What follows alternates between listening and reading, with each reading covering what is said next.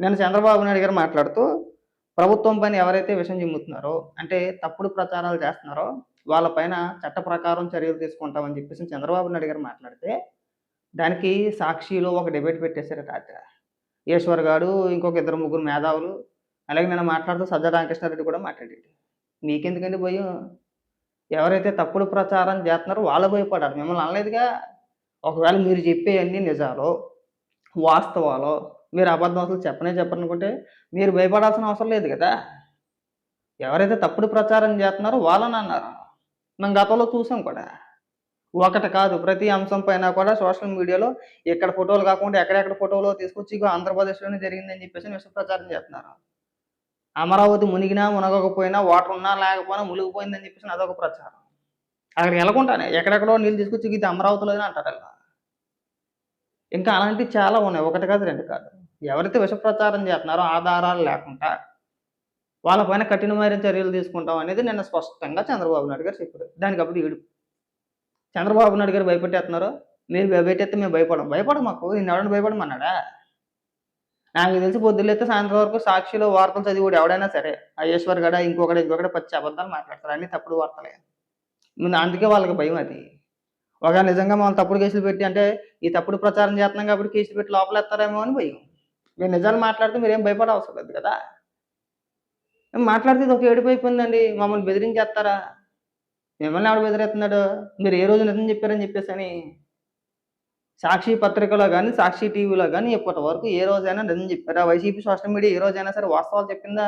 అన్ని ఫేక్ ప్రచారాలే కదా! ముందు ఎనక ఎడిట్ చేయాలా, వాటిని వదిలేసేయాలి. లేదంటే తప్పుడు ప్రచారాలు చేయాలి. ఇప్పటి నుంచి కాదు కదా! 2014 నుంచి అదే పందా కదా! మీరు ఓడిపోయిన కాంచి అదే పందా ఇవాల్టి వరకు. అధికారంలో ఉన్నా, లేకపోయినా మీకొచ్చింది ఏంట్రా అంటే ఒక విష ప్రచారం మాట. జరిగింది ఒకటైతే జరగంది ఇగో ఇలా జరిగిందని చెప్పేసి మీరు ప్రచారం చేస్తా ఉంటారు. అది బాబాయ్ గొడ్డల పోటు కానించి, కోడికత్తి కానించి, పింక్ డైమండ్ అన్ని రకాలుగా కూడా ఒకటని కాదు కదా! మీరేం చేశారు? మీరు చేసిన ఆరోపణలు నిజం కదా! కోడికత్తిలో చంద్రబాబు నాయుడు గారు ఉన్నారని చెప్పేసి ఆరోపణ చేశారు. ఏమైనా తేల్చగలిగారా? 5 ఏళ్ళు అధికారంలో ఉన్నారు కదా! ఏమైంది? బాబాయ్ గొడ్డల పోటు. చంద్రబాబు నాయుడు గారి చేతిలో ఏకంగా కత్తే ఎట్టేసారు సాక్షిలో అయితే. మరి అది తప్పుడు ప్రచారం కాదా? పింక్ డైమండ్ తప్పుడు ప్రచారం కాదా? అమరావతి పేరు చెప్పి చంద్రబాబు నాయుడు గారు 6,17,000,00,00,000 అవినీతి చేసాడు. ఇదిగో నేను పుస్తకం ఏత్తన్నాను. నా దగ్గర జీవోలతో సహా ఆధారాలు ఉన్నాయని చెప్పేసి జగన్మోహన్ రెడ్డి ఒక పుస్తకాన్ని ముద్రించాడు. ఏమైపోయింది ఆ పుస్తకం? తెగ తిప్పారు కదా! ఏమైపోయింది? ఆ పుస్తకం ఏమైపోయిందో తెలీదు. ఆ 6,00,00,000,00,000 ఏమైపోయినాయో తెలీదు. వీళ్ళు ఎవరిని అరెస్ట్ చేశారో తెలీదు. ఎంతమందిని లోపలేసారో తెలీదు. ఏమీ తెలీదసల. అయి ఎటో పోయినాయి. అధికారంలోకి వచ్చిన తర్వాత మళ్ళీ ఒక కొత్త స్టోరీని అల్లుకొచ్చారు. మళ్ళీ అధికారం పోయిన తర్వాత మళ్ళీ అదే ఫేక్ ప్రచారాలు మళ్ళీ మొదలుపెడతారు. ఏదైనా ఒక పరిశ్రమ వచ్చిందంటే అందులో ఒక అవినీతి ఉందంట. టీసీఎస్ కావచ్చు, ఇంకోటి కావచ్చు ఏ పరిశ్రమ అయినా సరే రాష్ట్రంలో పెట్టుబడులు పెట్టడానికి ముందుకొచ్చిందంటే ఖచ్చితంగా ఏదో రకంగా మన పైన దానిపైన విష ప్రచారం చేసేయాలి. ఇక వైజాగ్‌లో ఎకరం 100,00,00,000 ఉంది, 200,00,00,000 ఉంది, 300,00,00,000 ఉంది. ఆ భూమిని అలాగే ఉంచండి. మళ్ళీ 2029లోనో, 34లోనో మళ్ళీ మా అన్న ఎప్పుడన్నా గాని అధికారంలోకొస్తే ఆ భూముల మీద నొక్కేత్తనే బాగుంటదని ఆళ్ళ తాపత్రయం ఆళ్ళది. మీరు ఏ రాష్ట్రంలోనైనా చూసారా? ఒక రాష్ట్రంలో ఒక కంపెనీ పెట్టుబడులు పెట్టడానికి ముందుకొస్తే ప్రతిపక్ష నాయకులు గాని, అక్కడ సోషల్ మీడియాలో గాని ఎవరైనా సరే వ్యతిరేకించినట్టు ఎక్కడైనా మీరు చూసారా? కానీ ఆ దరిద్రం మన రాష్ట్రంలోనే జరుగుతుంది. అది ఏ పరిశ్రమ అయినా సరే, ఎంత పెద్ద పరిశ్రమ అయినా, ఎంత పెద్ద కంపెనీ అయినా, ఎంతమందికి ఉపాధి దొరికినా, అంటే దొరికే అవకాశాలు ఉన్నా సరే, ఈ ఈ తిరుగుతినెలోనోళ్ళకి మైదానంగాళ్ళెక్కువ, నిశానిగాళ్ళెక్కువ. వీళ్ళకి తెలీదు. వీళ్ళకి ఇప్పుడు చదువుకున్నవాడు ఏమనుకుంటాడు? ఏదైనా ఒక కంపెనీ వస్తే మనకు ఉద్యోగం వచ్చుద్దనుకుంటాడు. ఈ నిశానిగాళ్ళకి కంపెనీ వచ్చినా ఒకటే, రాకపోయినా ఒకటే. ఒకవేళ పరిశ్రమలొచ్చినా గాని, ఈ నిశానిగాళ్ళకి ఏ కంపెనీలోనూ కూడా ఉద్యోగం రాదు, పని దొరకదు. ఇంకీళ్ళు ఒకటే నమ్ముకున్నారు. జగన్మోహన్ రెడ్డి నడిపే పేటీఎం బ్యాచ్ అంటే ఈ సోషల్ మీడియా ఏదైతే ఉందో దాన్నే నమ్ముకున్నారు.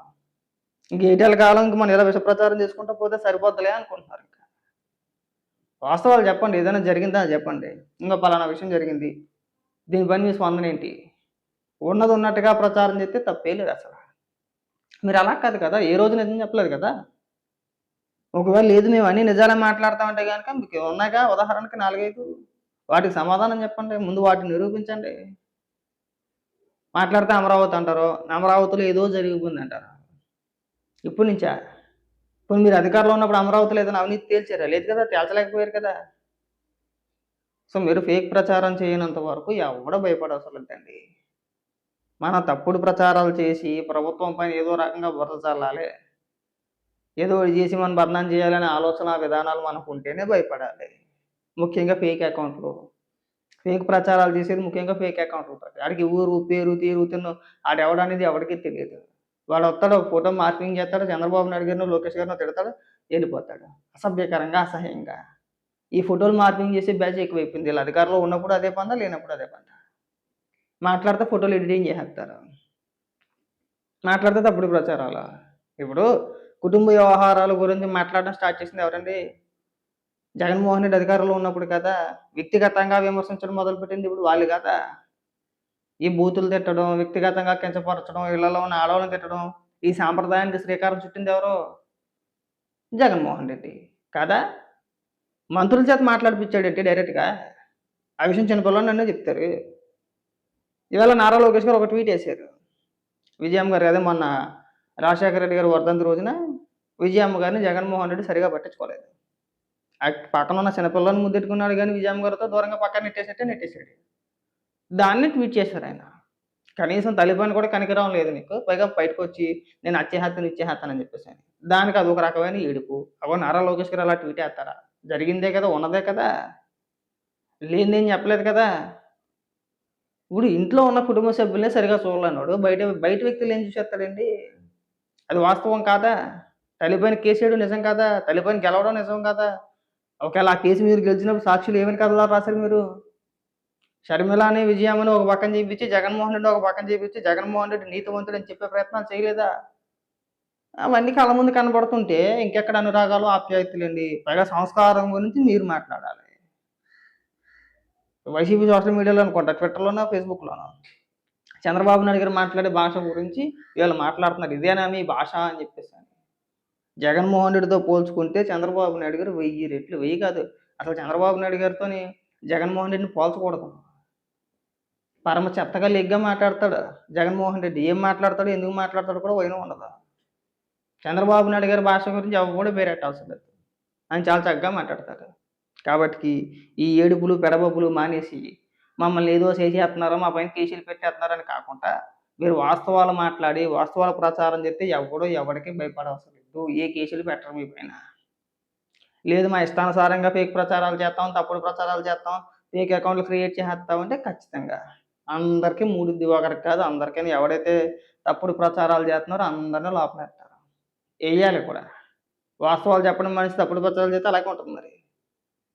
దానిపైన ఏకంగా ఒక డిబేట్ పెట్టేసారండి. మమ్మల్ని బెదిరించేత్తారు. మిమ్మల్ని కాదు ఫేక్ ప్రచారాలు చేస్తూనే బెదిరిస్తారు. మేము ఒకవేళ ఫేక్ ప్రచారాలు చేసేది మీరైతే మిమ్మల్నే అనుకోండి. కాబట్టికి ఇంక ఈ కబుర్లు చెప్పడం మానేసి కాస్త వాస్తవాలు చెప్పే ప్రయత్నాలు చేస్తే బావుంటది.